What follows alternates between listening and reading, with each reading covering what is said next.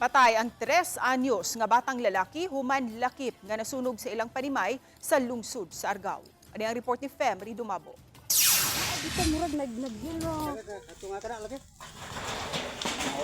Di na mailhan ang lawa sa 3 anyos nga batang lalaki sa dihang napalgan kini sa naugdaw nilang panimay sa sitio Sibuyan, Barangay Kansuhi, lungsod sa Argao. Miulbo ang sunog alas 8:30 ganihang buntag sa pakisusi sa kabumbiruhan nga nagduwa matod pa og posporo ang bata nga mo'y hinungdan sa sunog. As per initial investigation conducted, gipangutan na tong mother sa victim. So initial ma'am, ang ingon sa mother, nakita niya ang bata na nagduwa og posporo.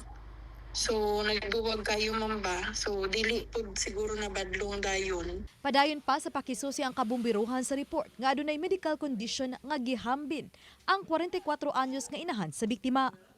Ang sunog ang wala raw nakakatap sa lain pang kabalayan. Gibanaba ng 10,000 pesos ang gibiling danyo sa maong sunog. Sa laing bahin, moabot sa 14 ka mga panimay ang naugdaw usab sa sunog nga niulbo sa Purok Buongon, Barangay Kandulawan, siyudad sa Talisay kagahapon sa buntag.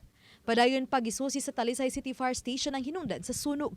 Giisa ang sunog sa first alarm ug adunay gibanaba ng danyos nga moabot sa 222,000 pesos.